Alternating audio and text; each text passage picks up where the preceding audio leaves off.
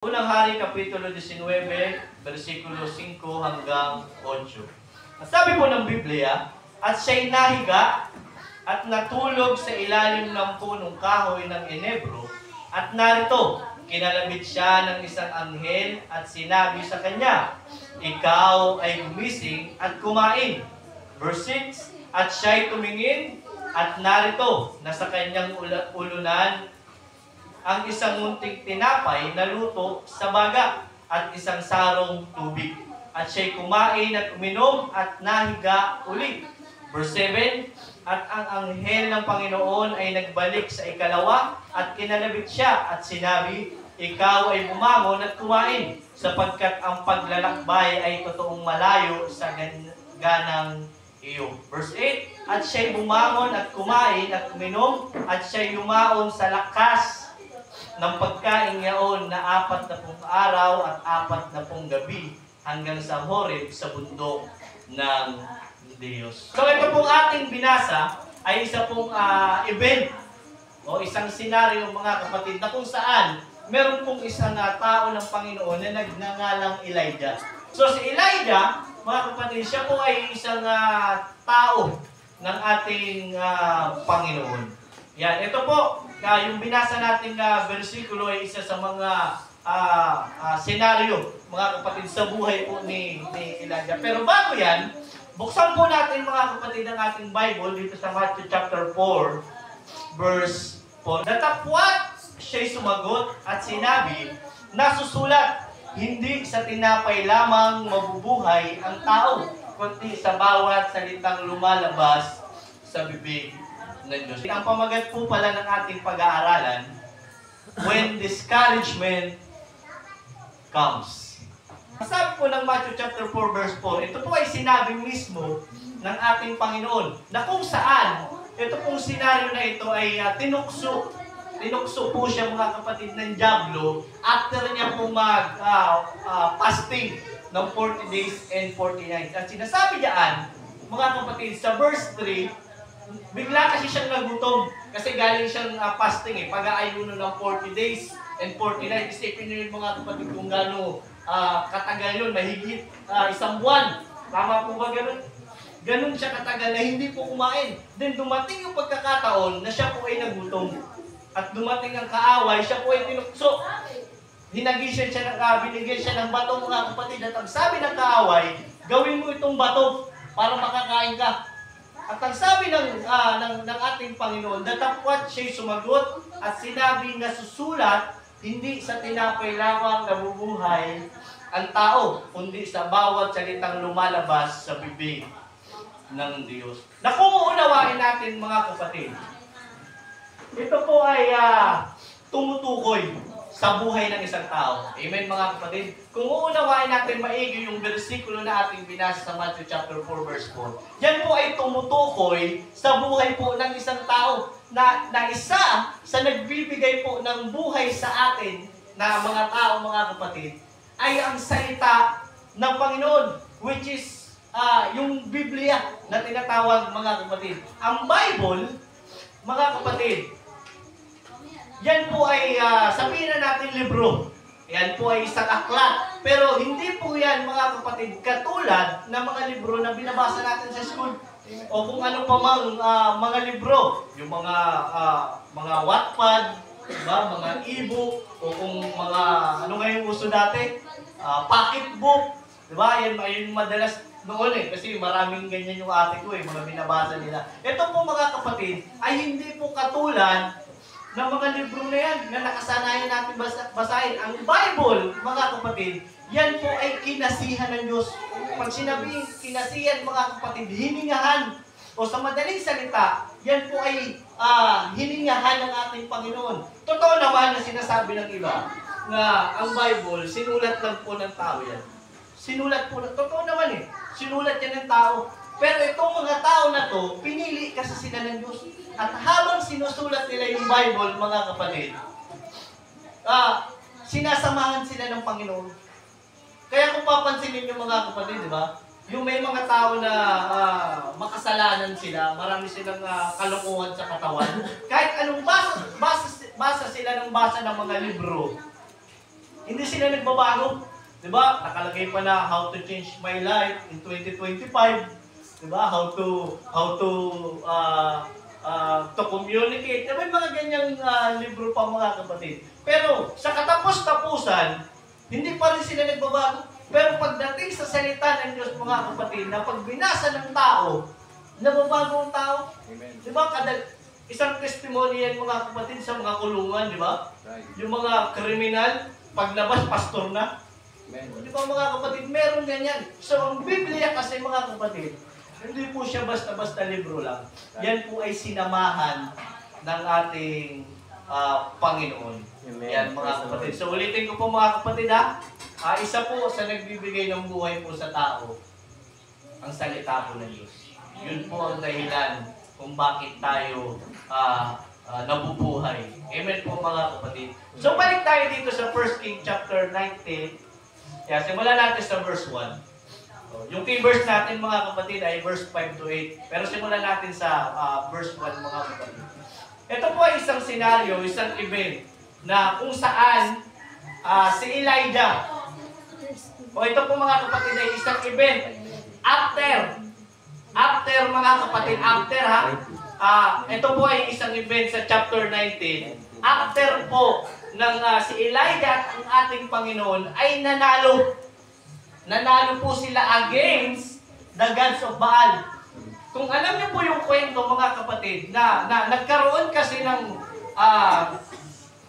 parang contest. Kasi nagkaroon ng contest sa verse 18. Kung babasahin niyo yung verse 18 mga kapatid, nagkaroon kasi dyan ng contest. Sabihin natin contest kasi nagpatunayan sila kung kanino yung totoong Diyos. Yung Diyos ba ni Elijah o si Baal. Ayan, nagkaroon sila mga kapatid ng isang contest. At kung babasahin natin dyan mga kapatid, kung yung verse, yung chapter 18, ang laban na po yan ay napaka-unfair. Hindi po pantay. Kasi ang naging duelo mga kapatid, Elijah versus 450 men. 450 men. Laban po sa isang tao na propeta ng Diyos. Amen. At yung 450 na yun mga kapatid, yun po yung tinatawag na propeta ni Baal.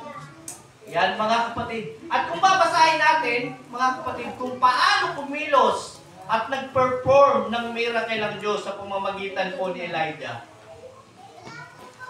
Talagang miracle. Amen. Na kung saan mga kapatid, kung titignan natin, yun dapat ang makapagdadagdag ng pananampalataya ni Elijah. Yun dapat yung magiging isang kalakasan ni Elijah sa kanyang paglilingkod at paniniwala sa Diyos. Kahit naman sino sa atin, di ba? Kapag tayo ay nakasaksi ng isang milagro ng Panginoon sa buhay natin, dagdag yun eh. Di ba? Makakapagpatibay yun sa ating mga pananampalataya. Ang isa sa nagpapatibay po sa pananampalataya, mga kapatid, ay yung miracle na ginagawa ng Diyos. Amen. At yung ginawa ng Panginoon kay Elijah, napaka-imposible nun. Biruin yung mga kapatid, di ba? Naghain sila ng hain sa Panginoon. Ang contest kasi nila mga kapatid, para mapatunayan kung sino ang tunay na Diyos, kailangan may bumagsak na apoy mula sa langit. Yan mga kapatid. So, nangyari, para paikliin lang mga kapatid itong kwento na ito, kung gusto nyo basahin, mababasa nyo sa chapter 18. Napakaganda po ng mga kapatid. Nagwagi po sila. Nagwagi po si Elijah at ang Panginoon laban sa 450 men na propeta po ni Baal. Yan mga kapatid. Sabi ko nga kanina, mga kapatid, yun dapat yung magpapatibay sa pananampalataya ni Elijah. Pero ang nangyari mga kapatid, sa kasamaang palad, kabaliktaran po yung nangyari. Hindi po yun mga kapatid, na imbis na sana, siya ay lumakas pa, nagpatuloy, nagtiwala, hindi po yun nangyari mga kapatid. When discouragement comes. Sa verse, chapter 19, mga kapatid, dito na po magpuwempusa ang ating pag-aaral.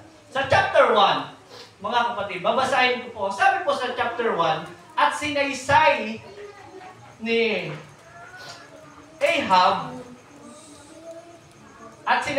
Ahab kay Jezebel ang lahat ng ginawa ni Elias. at kung paano kanyang pinatay ng taba ang lahat ng mga propeta. So yun po kasi yung nangyari.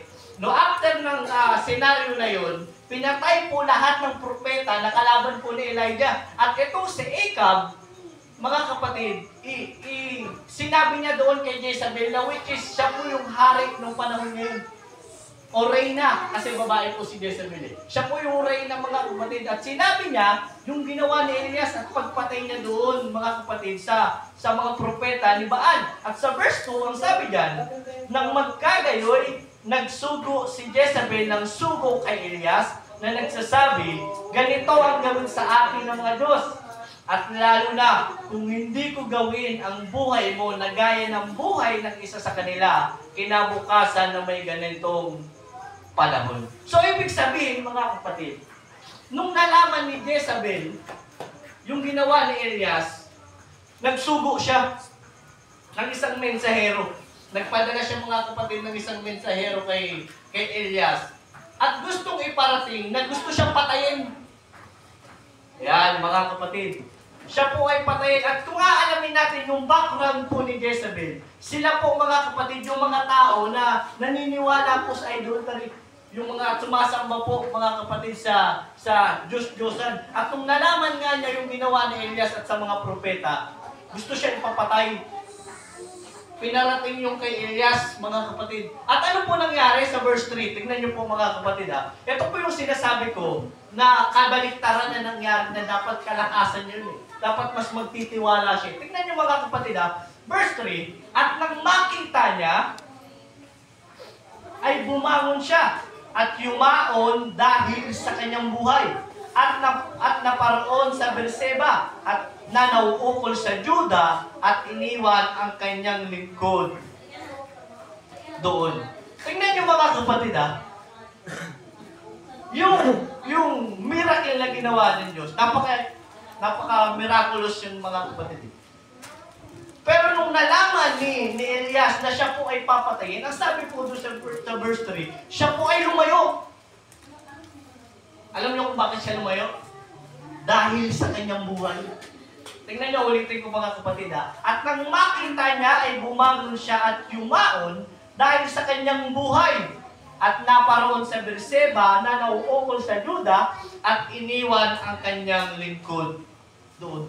Meaning, mga kapatid, na kung uunawain natin maigi, kasi lumayo siya para sa kanyang buhay. Ibig sabihin, nakaramdam siya ng takot.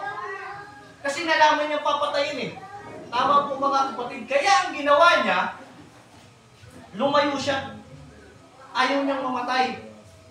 Na kung titignan natin, mga kapatid, yung naramdaman ni Elijah na natakot siya, kasi papatayin siya, di ba? Tatapusin ang kanyang buhay. Yung naramdaman ni Elijah, mga kapatid, natural po na nararamdaman ng tao. Tama po ba, mga kapatid? Ito kaya, mga kapatid, di ba? Isipin mo, pwede pupunta sa bahay nyo na gusto kang patayin.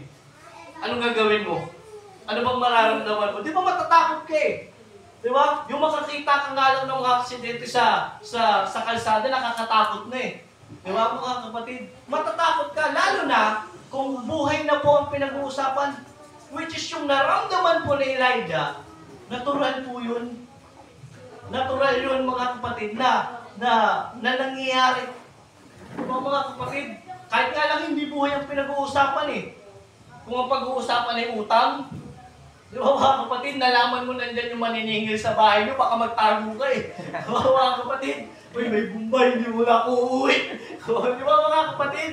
Nararanasan natin yan. Nakita mo yung may pinagpapautangan mo. Baka magtago ka pa, magpakalayo-layo ka eh. Di ba, mga kapatid? Paano pa kaya pagbuhay ng pinag-uusapan? Natural, mga kapatid, na mararamdaman po ng isang tao na siya po ay matakot kapag buhay po ang pinag-uusapan. Natural po yun, mga kapatid, na matakot ka, makaramdam ka ng ganong pakiramdam. So ngayon, mga kapatid, Elijah was discouraged. Na-discourage siya, mga kapatid eh. Kasi mga kapatid, kung babasahin natin yung chapter 18, mga kapatid, Nung nagwagi si Elijah at ang ating Panginoon, ang lahat ng tao na nandun, sumamba sa Diyos, siyempre, inaasahan niya na lahat yun eh. Diba? Kung sino nga mapatunayan, sino manalo, siya ang mapapatunayan na talagang may Diyos. So, ibig sabihin mga kapatid, merong point sa buhay ni Elijah sa pag-iisip niya na dapat lahat. Diba mga kapatid? Pero pagdating sa chapter 19 mga kapatid, nalaman na siya ipapatayin. Elijah was discouraged. Amen po mga kapatid, na-discourage siya. Which is walang problema doon, na natakot siya mga kapatid. Pero alam niyo yung problema mga kapatid? Alam niyo kung ano naging problema? Nakalimutan niya kung ano yung ginawa ng Diyos para sa kanya. Mga kapatid, simpleng pagbabanta sa buhay mga kapatid. After ng miracle na ginawa ng Diyos sa buhay niya, di ba mga kapatid, nakaramdam siya ng ganun. Na kung babasahin natin mga kapatid, yung chapter 18, verse 21, makikita natin yung pananampalataya ni Elijah. Kung babasahin natin yan mga kapatid, kasi nagsimula yan sa verse 21 eh. Makikita natin yung talagang pananampalataya ni Elijah. Talagang sabihin na natin yung 100% na faith. Diba? Yung confidence niya na hindi siya papabayaan ng Panginoon, na hindi siya ipapahiya ng Panginoon. Nandun eh. Kung mababasa natin mga kapatid, at kung babasahin pa natin mga kapatid, dumating sa point na inaasar niya pa nga yung mga propeta.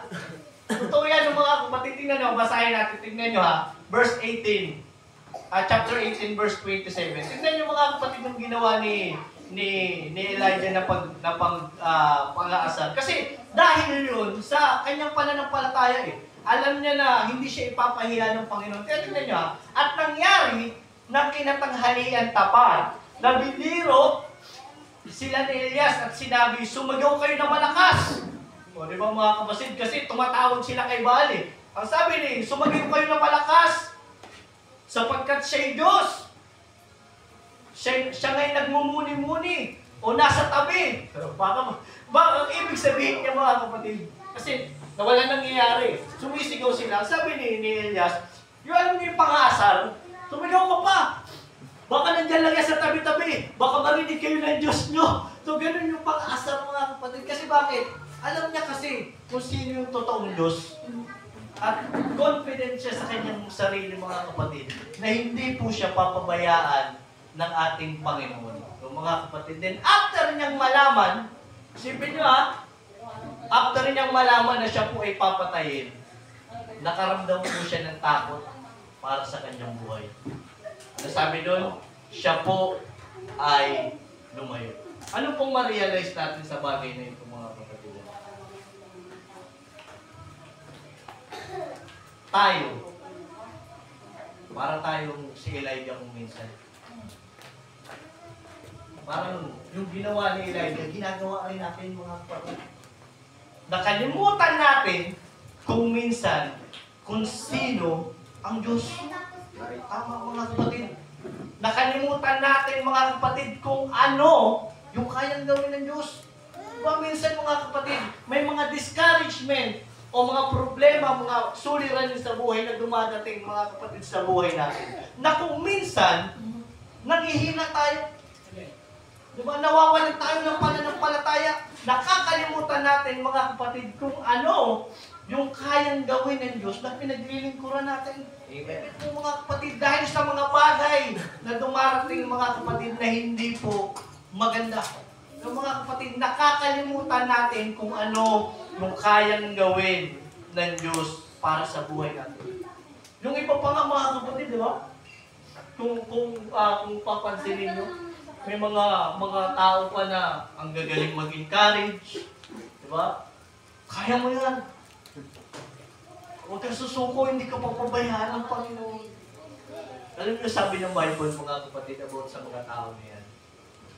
Sa mga nagpipiling na malakas, mag-ingat kayo.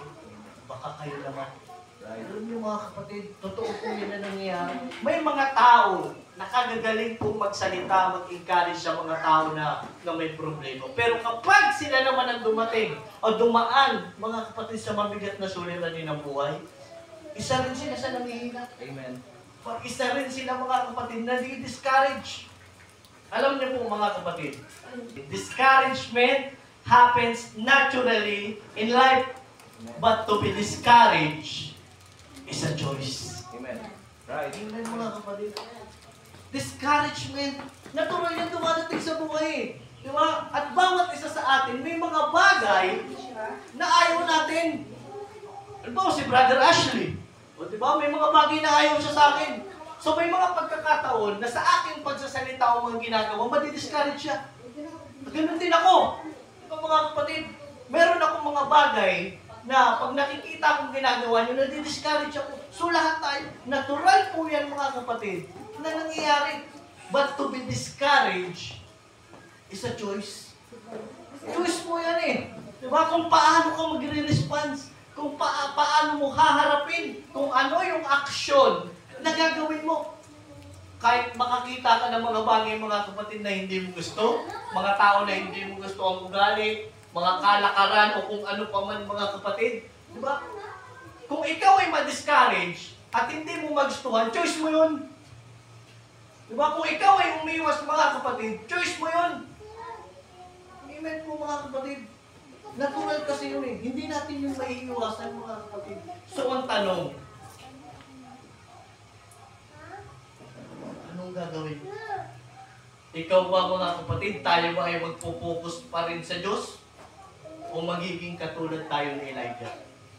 Na after ng miracle ng Panginoon, when the discouraged come kay Elijah mga kapatid, magiging katulad ba tayo niya na lumayo na lang?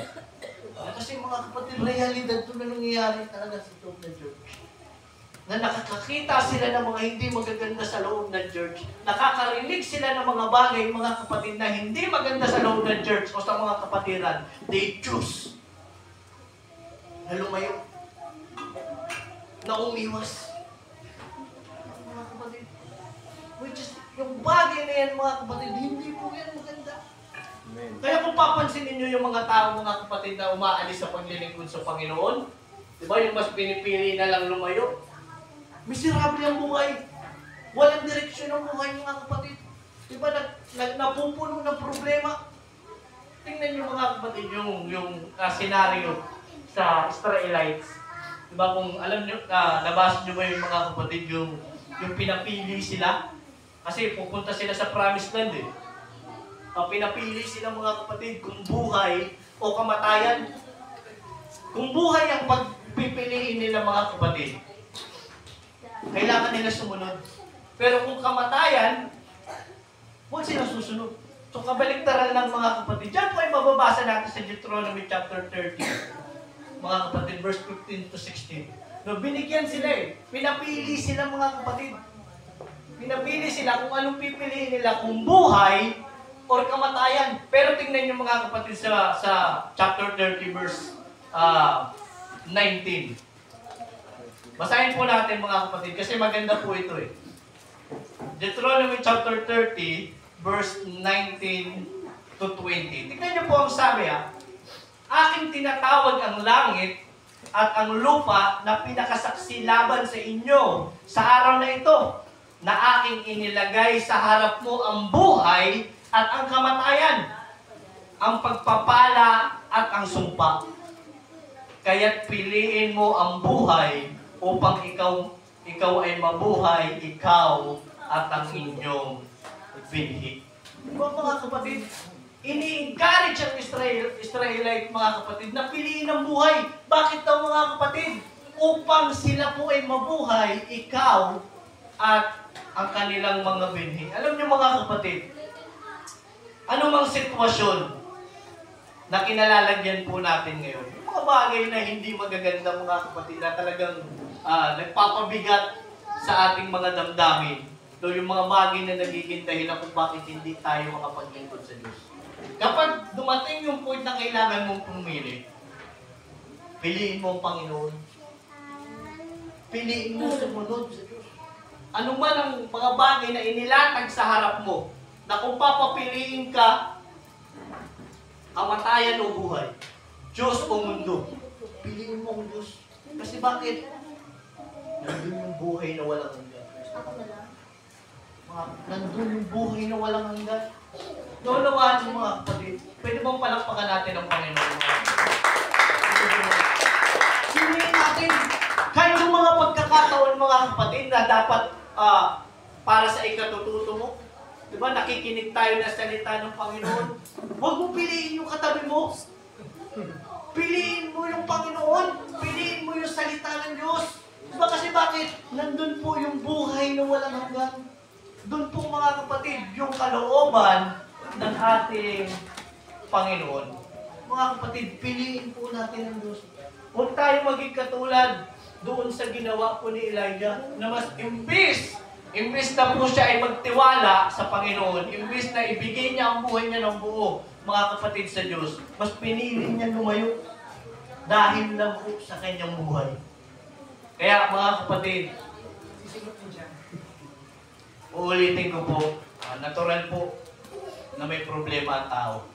Natural po na may discouragement. Pero mas piliin nating sumunod sa kalooban ng Diyos. Lagi natin sa isip natin mga kapatid, lagi nating piliin ang kalooban po ng ating Panginoon. Amen po ba mga kapatid? Tuloy po tayo sa verse 4. 1 Kings chapter 19, verse 4. Yan. Basahin ko na lang po mga kapatid. Nung lumayo siya, nung malaman niyang siya'y papatayin, lumayo siya mga kapatid para sa kanyang buhay. Verse 4, ngunit siya'y lumakad ng paglalakbay na isang araw sa ilang at naparoon at umupo sa ilalim ng isang punong kahoy ng inebro at siya'y humiling sa ganang kanya na siya'y mamatay sana at nagsabi, sukat na ngayon, O Panginoon, kunin mo ang aking buhay sapagkat hindi ako mabuti kaysa aking mga magulang. So ngayon mga kapatid, sa ating pagpapatuloy, kung uunawain natin maigi mga kapatid itong versikulo na ito, meron tayong tatlong bagay na matututunan. Tatlong bagay na hindi dapat natin ginagawa sa oras na tayo po ay ma-discourage. Yan mga kapatid. Una mga kapatid, yung hiniling, kung paano humiling si Elijah. Kasi, umalis siya eh. Tama? Sa verse 4 o verse 4 nga mga kapatid, ang sabi dyan, umupo siya sa isang punong kahoy. At ang sabi dyan, mga kapatid, at siya'y humiling sa ganang kanya na siya'y mamatay sana. Anong napansin niyo mga kapatid? Tingin niyo. Anong mapapansin natin dyan? Kasi ang sabi niya, kasi yung unang bagay dyan, nung pagkaupo niya, siya'y humiling sa ganang kanya na siya'y mamatay sana. Pero alam niyo mga kapatid, ang nakaka-caught ng attention dyan, na may matutunan tayo na hindi dapat natin ginagawa. Ulitin ko mga kapatid. At siya'y humiling sa ganang kanya. Nagets niyo yung point? Amen. Humiling siya ng ganang kanya. Pag sinabi kasing sa ganang kanya mga kapatid, nakasentro lang yun sa kanyang sarili. Pagka hindi niya inisip mga kapatid yung nasa paligid niya, at mas lalong hindi niya inisip yung side ng Panginoon, yung iisipin ng Panginoon, yung sasabihin ng Diyos sa ginawa niya. Di ba mga kapatid? No? At isang bagay na hindi po dapat natin ginagawa ay yung humiling o mag-decide o mag-action mga kapatid sa ganang ating sarili. Sa ganang ating sarili. Kasi mga kapatid, kapag ang isang tao po ay discouraged, ang iisipin lang niya para sa sarili niya. Which is yun yung naramdaman ni Elijah. Na-discourage siya. Kasi natakot siya, papatayin siya mga kapatid. So, ang iisipin niya, para lang sa sarili niya, which is reality na nangyayari talaga sa panahon natin ngayon. Amen. Kapag discourage ang isang tao, pag galit ang isang tao, mga kapatid, wala nang maunawaan yan sa paligid. Amen. Wala nang papakinggan. Kung sarili na lang, na kahit mismo salita ng Panginoon, hindi niya napapakinggan. Hindi niya nauunawaan kasi bakit? Meron siyang nararamdaman na hindi maganda eh. Tama po mga kapatid. Isang bagay na ma-realize natin mga kapatid, hindi dapat tayo humihiling o nagde-decide sa ganang ating sarili. pag tayo ay discouraged, mga kapatid, huwag kayong mag-design. Huwag kayong mag-a-action, mga kapatid. Saganan ating sarili lang. Kailangan natin ng guide ng Panginoon. Amen. Kailangan natin ng karunungan ng Diyos. Yung inano natin kanina, di ba? Yung pinag-aralan natin sa doktrina. Ano nga title, mga kapatid? How to know if you are wise in your own eyes. Ano yung isa doon, mga kapatid? Nagsisik siya ng guidance sa Panginoon. Anong sabi ng Bible, mga kapatid? Proverbs chapter 3, verse 5 to 6. Tumiwala ka sa Panginoon. Ito po ay King James, ha? Kasi yung binasa po ni Brother James kanina, hindi ko alam kung anong version yun. Pero ito po ang sabi po sa King James. Tumiwala ka sa Panginoon ng buong puso mo at huwag kang manalig sa inyong sariling kaunawaan. Ulitin ko po, mga kapatid, napakaganda po nito. Huwag kang manalig sa sarili mong kaunawaan, lalo na pag-discourage ka. Huwag tayong manalig sa sarili nating kaunawaan, lalo na pag-discourage ka. Kasi mga kapatid, tulad nga nasabi ko kanina, wala ka nang maunawaan, iba yung di sarili mo na lang eh. Lalo na pag na-offend ka, diba, sarili mo na lang. Hahanapin mo yung bagay na magpapacomfort sa'yo. Hahanapin at gagawin mo yung bagay na kung saan giginhawa ang pakiramdam mo. Ito mga kapatid. Kaya kapag dumating po ang discouragement sa buhay natin, napaka-importante na mag-seek tayo ng guidance galing sa Panginoon. Amen. Ano po yun? Ang salita ng Diyos. Kasi mga kapatid, ito totoo po ito. Bawat isa po sa atin, binigyan po tayo ng talino ng Panginoon. Tama? Bawat isa sa atin may talino eh. Lahat ng tao, binigyan ng talino ng Diyos. Kaya kung mapapansin mo mga kapatid, may mga tao na akala mo may hina, pero pagdating sa mat, kagagaling. Di ba mga kapatid? Minsan, ang galing sa mga situational, di ba? Ang galing sa mga problem solving, pero hindi sila magaling sa school. Diba? May mga ganun tao. Kasi nga, bawat isa sa atin, binigyan po tayo ng talino ng Diyos. At bawat isa sa atin, mga kapatid, binigyan ng Diyos ng kakayahan na maunawaan at makaintindi. Naunawaan niyo mga kapatid? Amen. Lahat po tayo binigyan ng Diyos ng kakayaan makaunawa at makaintindi. Lahat tayo mga kapatid. At isang bagay na hindi inalis sa atin ng Diyos mga kapatid, yung kalayaan natin magdesisyon. Pero isipin niyo yung sinabi ng Biblia. Kahit may sarili kang talino, ang sabi ng Bible, huwag kang manalig sa iyong sariling kaunawaan. Napaka-plain, di ba? Pero nakakalimutan natin. Mga kapatid, nakakalimutan natin. Minsan, iniisip natin na tama yung ginagawa natin. Tama yung sinasabi kanina mga kapatid eh. Diba? Kapag ang isang tao, mga kapatid, ay pantas sa kanyang sariling mata, lahat ng gagawin niya tama. Amen. Lahat ng sasabihin niya tama. Amen. Ganun ang isang tao na siya po ay pantas sa kanyang sarili Praise the Lord. at hindi umaasa mga kapatid sa Panginoon. Ano sabi ng Biblia mga kapatid? Ang katilanuhan sa tao ay kamangmangan sa Diyos. Amen. Mga kapatid, ano sabi ng Bible? Huwag tayong manalig sa inyong sariling kaunawaan. Kaya kung papansinin niyo mga kapatid, after natin tumalikod sa Panginoon, yung mga ginagawa natin, hindi po nagiging successful. Ba, hindi nagtatagumpay. Diba? Kahit nga lang sa loob ng church, ito hindi pa backslide. Pero nagdidesisyon sa ganang kanyang sarili. Nagdidecide mga kapatid sa kanyang sarili. Kaya ano nangyayari kung minsan? Mga kapatid, hindi nagkakaroon ng magandang bunga. Hindi nagiging successful. Kasi bakit? Hindi niya inalam kung ano yung side ng Panginoon. Diba, mga kapatid? O sabihin na natin pinag-pray mo. Diba kasi, ayan naman ang madalas sinasabi, Panginoon, pinag-pray ko naman to sa'yo ah. Wala nang problema kung pinag-pray. Kung pinag-pray mo yan sa Panginoon, naniniwala ko sasagutin ka ng Diyos. Pero lagi mong tatandaan, ang sagot ng Panginoon ay hindi palaging oo. Amen. Ang problema lang sa atin, mga kapatid, pinagpipilitan natin kung minsan. Kaya kapag hindi naging maganda, isisisi mo sa Panginoon. Minsan, questionin mo pa ang Diyos. Diba, mga kapatid? Kaya sa bawat bagay, mga kapatid, na ating hihingiin, o kung anumang sitwasyon na pagdaraanan mo na kailangan mong magdesisyon, huwag kang manalig sa iyong sariling kaunawaan. Manalig ka sa Panginoon.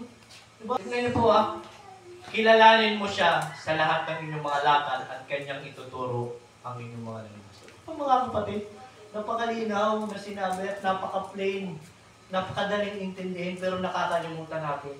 Kilalanin mo siya sa lahat ng iyong mga lakad at ituturo niya sa iyo ang tamang landas.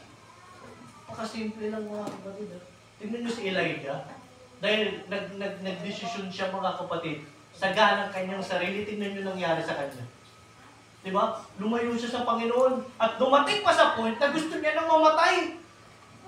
Mga kapatid, yun ay pagpapakita ng walang tiwala sa Panginoon. Yun ay pagpapakita, mga kapatid, na kawalang pananampalataya sa Diyos. Sana huwag tayo maging ganon, mga kapatid. Isipin mo, kung babalikan mo, mga kapatid, yung nakaraan mong buhay, kung paano ka binago ng Diyos, kung ano yung mga miracle, mga kapatid, na ginawa ng Diyos para sa buhay mo. Tapos sa isang problema, sa isang discouragement, isang kabigatan, iiwanan mo ang Panginoon. Mga kapatid, huwag nawa. Mga kapatid, huwag nawa mangyari na ipagpalit natin ang Diyos sa mga nararamdaman po natin, mga kapatid. Isama natin lagi ang Diyos. Alam niyo kung bakit? Kapag sinama po natin ang Diyos sa bawat gagawin natin o mga desisyon natin sa buhay, mga kapatid, dadalhin tayo ng Diyos sa tamang direksyon. Kanin ka rin Diyos sa tamang direksyon. In Proverbs chapter 3 verse 7, ang sabi diyan, huwag kang magpakapantas sa inyong sarili mga mata. Alam niyo mga kapatid, isang bagay na ma-realize natin. Sa bawat negatibong nangyayari sa ating buhay, hindi po sagot ang mag-backslide. Ano man ang nangyayari sa inyo, sa atin, meron tayong problema, may sakit kang malala, hindi po sagot ang lumayo. Hindi po sagot ang mag-backslide, mga kapatid. Hindi sagot ang pagtalikod sa Diyos. Alam niyo ba, mga kapatid, ang pinaka-worst na pwedeng mangyari sa isang Kristiyano? Alam niyo kung ano? Hebrews chapter 10 verse 31. Ang sabi dyan, kakilakilabot na bagay ang mahulog sa mga kamay ng Diyos na buhay. Kakilakilabot na bagay na nasa kamay ka na ng Panginoon, na nasa kamay mo ng kaligtasan na wala pa.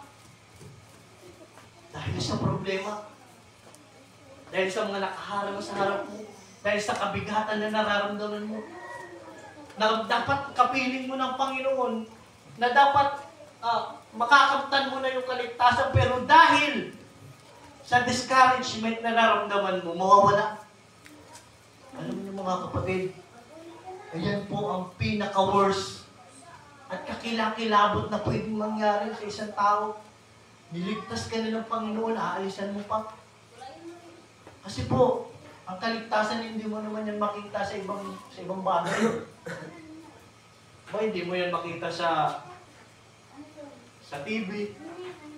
Diba? Hindi mo makuha yan sa mga kaibigan. Huwag tayong makapagbibigay lang po ng buhay na walang hanggan. Ang Panginoon lang. Hindi mo yan order sa Shopee. Amen. Diba mga kapatid, hindi mo yan mabili sa hardware. Hindi yan mabigay sa'yo ni Kuya Will. 10,000 bigyan ka yan. Pero buhay na walang hanggan, hindi. Amen. Minsan wala pang 10,000, i-jacket lang eh. Diba mga kapatid? Ang buhay na walang hanggan, sa Panginoon mo lang po yan makukuha. Amen. Kaya ang pinaka-worst na pwedeng mangyari sa isang tao ay yung malaglag siya sa kamay ng Panginoon. Yung malaglag, mga kapatid. Yes, ang mga pagsubok natin, mga kapatid, natural. Discouragement, natural, mga kapatid. Pero hindi po sagot ang pagtalikod sa Diyos. Amen. Hindi po sagot, mga kapatid, ang paglayo. Huwag natin gayahin yung ginawa ni Elijah, mga kapatid. Ginawa niyang solusyon yung paglayo at tapusin ang kanyang buhay. God is still the answer. Amen. Mga kapatid, He is always the answer. Amen, mga kapatid. He is always the solution. Amen. Amen. And we must run with the solution. Dapat doon tayo lumalapit. Mga kapatid, dapat ang Panginoon ang nilalapitan natin kapag may problema ka. Kapag meron kang mga tanong sa buhay mo, huwag kang manalig sa sarili mong karunungan. Lumapit ka sa Panginoon. Dumalangin ka sa Diyos. Amen. Kasi ang sabi ng Biblia, mga kapatid, itutumpak niya, iaayos niya, at dadalhin ka niya, mga kapatid, sa tamang landas. Huwag tayong manalig. Mga kapatid, gawin natin solusyon ang Panginoon. Huwag natin gawin solusyon, mga kapatid, yung pagtalikod sa Panginoon. Kailangan gawin natin solusyon ang Diyos. Amen. Unawaan niyo, mga kapatid. Lagyan natin niya sa ating mga isip, mga kapatid. Maniwala kayo. Giginhawa ang buhay niyo. Ang sabi ng Biblia, mga kapatid, sabi ng Bible, ang pag-iisip ng Panginoon ay para sa kapayapaan at pag-asa, hindi po para sa kaguluhan. Amen. Kaya kapag ginawa natin basihan ng Diyos sa ating mga desisyon, mga kapatid, ang sabi ng Biblia, para bigyan tayo ng mabuting kawakasan. Amen po, mga kapatid. Pwede ba natin palakpakan ang Panginoon? Amen. He is always the answer. Number 3, mga kapatid, pangatlong bagay na hindi dapat natin ginagawa kapag nadi-discourage tayo, may mga problema tayo, mga kapatid. Yung sinabi ni Elijah na uli, sapagkat hindi ako mabuti kaysa aking mga magulang. Tingnan niyo, mga kapatid, nagkaroon ng comparison. Diba? Nung siya ay nagkamali, o nung siya, mga kapatid, ay nakaramdam ng discouragement o ng takot, nabanggit niya sa Panginoon na hindi ako mabuti kaysa aking mga magulang. Isang bagay na hindi po maganda na ginawa po ni Elijah, yung ikumpara niya yung kanyang sarili sa mga nauna po sa kanya. Diba, minaliit niya po yung kanyang sarili at nakalimutan niya na siya po ay pinili ng ating Panginoon. Isang bagay na ma-realize natin, mga kapatid, isang bagay na ito. Huwag natin sanayin yung ating mga sarili na kinukumpara natin sa iba. Amen. Pero kaya lagi nyo tatandaan, mga kapatid, we have different story. May kanya-kanya tayong storya. Amen. May kanya-kanya tayong pagsubok. May kanya-kanya tayong lakad sa Panginoon. May marahil yung iba sa atin ay nagsisimula pa lang. Yung iba sa atin ay nasa gitna na. Yung iba sa atin ay pabalik. Yung iba sa atin ay paabante. May kanya-kanya tayong mga kapatid na istorya sa buhay. At istorya sa paglilingkod. Hindi dapat natin, mga kapatid, kinukumpara yung ating mga pinagdaraanan sa pinagdaraanan ng iba. Kasi, malay mo, di ba? Yung pinagdaraanan nila, yun po ay base sa pananampalataya nila. Kasi sinusubok ang isang tao base po sa pananampalataya niya. Para sa pagpapalaki ng katawan. Di ba? Kung ikaw, mga kapatid, ay nagsisimula pa lang sa pag-gym, hindi ka naman pwede magbuhat agad ng mga malalaking dumbbell eh. Di ba? Baka mabalian ka. Magsisimula ka sa maliit. So, ganun din sa pananampalataya, mga kapatid. At isang bagay na kailangan natin na hindi po dapat natin ginagawa, yung kinukumpara natin yung pinagdaraanan natin sa pinagdaraanan ng iba. Marahil yun, hindi mo kaya yun kasi masyadong mabigat. O sabihin na natin, magaan yun. Diba yun, minsan yun ang problema sa atin mga kapatid eh. Ano? May mga tao na nag-share sa'yo kung anong problema nila. Tapos sa tingin mo sa sarili mo, napakababaw lang nun. Tapos sasabihin mo yung tao na, napakababaw naman yan. Napakababaw naman ang pinagdadaanan mo, nanghihina ka na kaagad. Ano yung mga kapatid? Tulad nga na sabi ko kanina, may iba-iba tayong pinagdaraanan sa harapan ng Panginoon. May iba't iba tayong istorya. Kaya dapat huwag natin husgahan ng isang tao. Amen. Base sa kanyang ginagawa, mga kapatid. No? Lahat tayo may pagkakamali. Tama, mga kapatid. Lahat tayo, mga kapatid, kahit sa labas at loob, mga kapatid, ng buhay Kristiyano, mga kapatid, kanya-kanya tayo. Hindi porket nag-fail tayo sa isang bagay, hindi na tayo karapat-dapat. Kasi tingnan nyo si Elijah, mga kapatid, nung natakot siya, ang inisip niya ba naman, hindi siya kasing buti ng mga nauna sa kanya? Mga kapatid, hindi porket nag-fail tayo sa isang bagay, hindi na po tayo karapat-dapat. Kasi lahat tayo may pagkakamali. Tama, mga kapatid, lahat ng tao nakakagawa po ng pagkakamali. Example, mga kapatid, outside sa paglilingkod. Ba kung mapapansin nyo, may mga tao na mayayaman at successful sa buhay. Tingin nyo ba hindi sila nagkamali? Dumating sa point na nagdesisyon sila ng hindi maganda. Diba? Nakagawa sila ng mistake sa kanilang buhay. Dumaan yan sila bago nila marating, mga kapatid, yung buhay na successful. Ganon din sa paglilingkod natin, mga kapatid. Lahat po tayo dito nagkakamali. Amen. At hindi po dapat natin ikumpara yung ating mga sarili. At ako naniniwala, mga kapatid, lahat ng Kristiyano dadaan talaga sa pagkakamali. Maling desisyon, maling aksyon, maling pagsasalita, maling pag-iisip, lahat tayong dadaan dyan. Unawaan niyo, mga kapatid. At yung mga kilala natin na magigiting na lingkod ng Panginoon, yung ating mga pastor, mga kapatid, naniniwala ko dumating din sila sa point na nag-fail sila bago sila dumating. Lahat ng lingkod ng Diyos dumaan po sa failure. Tingnan niyo, mga kapatid, si Noah. Kilala niyo si Noah? Amen. Siya po ay nag-build. He built the ark in faithfulness to God. Tama? Binuo niya yung arko ng Panginoon kahit walang naniniwala sa kanya. Pinagtatawanan siya kung ano yung sinasabi sa kanya. Binilit niya yun. Kasi bakit? Naniniwala siya sa Diyos eh. Pero kung babasahin natin yung mga kapatid, Noah got drunk after he came of the ark. Nabasa niyo yun, mga kapatid? Kung babasahin natin yung kwento ni Noah, mga kapatid, after ng baha, natagpuan po siyang lasing. Natagpuan siyang maoy. Mga kapatid, di ba? Pero ginamit siya ng Panginoon, si Abraham. Kilala niyo si Abraham? He was a man of faith. Yun ang bansag sa kanya. Siya po, mga kapatid, ay ama ng pananampalataya. Pero po, alam niyo ba, mga kapatid, na dumating sa buhay ni Abraham na siya po ay nagsinungaling para sa kanyang buhay.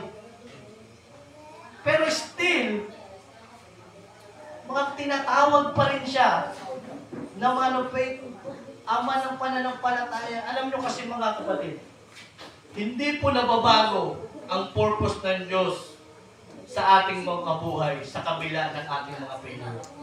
Nagkamali ka man, pero ang purpose ng Panginoon hindi naman nagbago eh. Diba? Tingnan mo si Apostol Pablo, mga kapatid. Diba? Ang sabi niya, sa tiyan pa lang ng kanyang ina, tinawag na siya ng Diyos. Pero anong ginawa niya, mga kapatid? Pinagpapatay niya lahat ng Kristiyano. Pero ang purpose ng Panginoon hindi nagbago.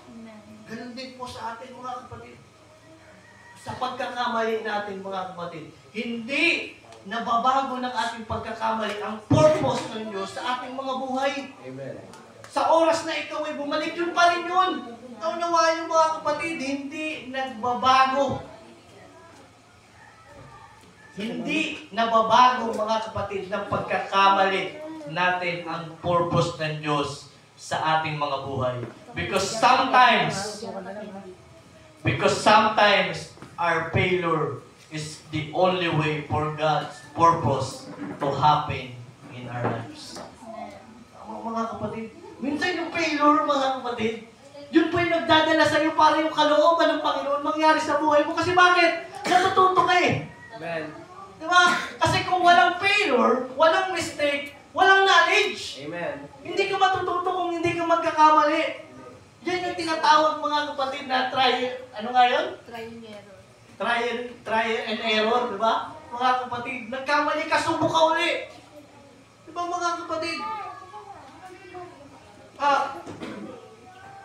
Kailangan lang natin magpatuloy. Kailangan lang natin mga kapatid, hindi po ma-discourage. Kasi, isipin nyo paano kung kalooban pala ng Panginoon na dumaan ka dun. Di ba mga kapatid, may mga sitwasyon sa ating mga buhay na feeling natin ang bigat. Feeling natin yun na mga kapatid yung magkapatalikod sa ating sa Panginoon. Pero kapag tayo ay humawak sa Panginoon, purpose pala ng Diyos yun. Bakit? Para dalhin ka doon, mga kapatid, sa kung anong plano mo sa buhay mo. Kaya kailangan natin, mga kapatid, na kumapit sa ating Panginoon. Minsan yung ating mga pagkakamali, yun po yung nagdadala sa atin sa kalooban ng Diyos. Amen, mga kapatid. Amen. Kaya, yung failure, mga kapatid, malaking tulong yan sa atin. Kahit sa mga pangangaral na salita ng Diyos, tingin nyo po mga kapatid, yung mga magagaling mangaral, nagsimula yan ng magaling sila. Dumating kaya sa point na nag-stumble sila, na-blackneck sila. Lalo na ako mga kapatid, ito yung best ko lang sinabi sa inyo. Alam niyo ba yung unang preaching ko? Wala pa ako sa kalahati, wala na akong nasabi. Diba? Ewan ko na natatanda ng mga kapatiran, hindi naman lahat mga kapatid. Dumadaan talaga tayo, mga kapatid, sa failure. So, lahat tayo nagkakamali. Huwag natin ikumpara mga kapatid ang ating buhay sa buhay ng ibang tao. Iba-iba po tayo ng kwento. Amen mga kapatid. Yes! Pwede natin gawing inspirasyon yun.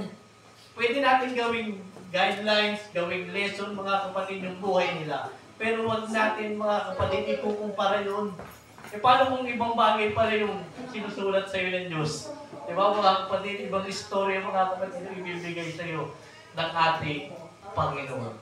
So una mga kapatid, hindi dapat natin ginagawa kapag tayo discouraged.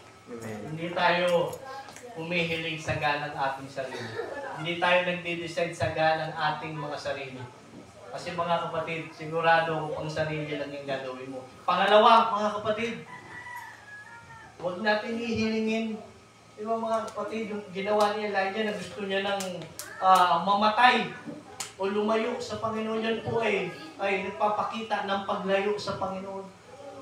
Gawin natin solusyon ng Diyos. Pangatlo, mga kapatid, kung ikaw man ay nagkamali, hindi ibig sabihin yun, hindi ka nakarapat-dapat. Kung ikaw man ay nagkamali, hindi ibig sabihin yun mga kapatid, wala nang purpose sa iyo ang Panginoon. Lahat ng bagay may purpose mga kapatid kung bakit po nangyayari. So ngayon, tuloy po tayo mga kapatid. 1 Kings chapter 19 verse 5. Dito na tayo magtapos para basahin ko lang po. 1 Kings chapter 19 verse 5 to 8. Tapusin na natin ito dito mga kapatid. At siya'y nahiga at natulog sa ilalim ng punong kahoy na enebro. At narito, kinalabit siya ng isang anghel at sinabi sa kanya, ikaw ay gumising at kumain. At siya'y tumingin at narito, nasa kanyang ulunan ang isang munting tinapay na luto sa baga at isang sarong tubig. At siya'y kumain at uminom at nahiga ulit. Verse 7, at ang anghel ng Panginoon ay nagbalik sa ikalawa at kinalabit siya at sinabi, ikaw ay bumangon at kumain sapagkat ang paglalakbay ay totoong malayo sa ganang iyo. Verse 8, at siya'y bumangon at kumain at uminom at siya'y lumaon sa lakas ng pagkain iyaon na 40 araw at 40 gabi hanggang sa Horeb sa bundok ng Diyos. Alam niyo mga kapatid, tulad nga nasabi ko kanina, darating talaga sa buhay natin yung discouragement. Sa paglilingkod natin, marahil inuusig ka ng pamilya mo, ano mang problema mga kapatid, o mga dahilan. No, dadating talaga sa point na tayo po ay nanghihina, diba? Nanlalamig mga kapatid. It comes naturally mga kapatid sa ating mga buhay. Pero ang kailangan lang po natin gawin, alam niyo kung ano?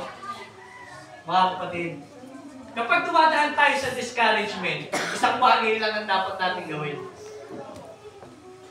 Arise and eat. Mga kapatid. Tingnan nyo si Elijah mga kapatid, di ba? Gusto niya na mamatay, pero nagpadala ang Panginoon ng anghel. Pinakain siya. Sabi nung bumangon ka at kumain ka at nagkaroon siya ng kalakasan. Alam niyo mga kapatid, kapag ang discouragement ay dumating sa ating mga buhay, ang mga problema o kabigatan mga kapatid, kailangan mong tumayo. Kailangan mong bumangon at tumarap ka sa Panginoon.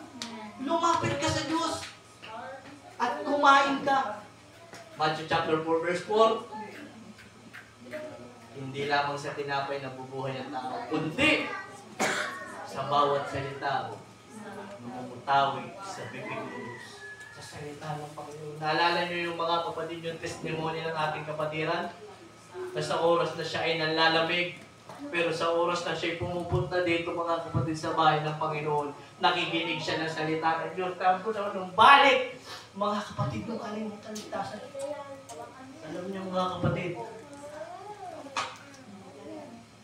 hayaan niyo kong ulitin ulit. Jesus is still the answer. Gawin natin solusyon ng Panginoon. Ano man ang problema na kinaharap mo ngayon, kung meron ka mang mga tanong sa isipan mo na hindi pa nasasagot mga kapatid, o kung gusto mo naman tumalikod sa Panginoon, bumangon ka, lumapit ka sa Diyos. Lumapit ka sa Panginoon.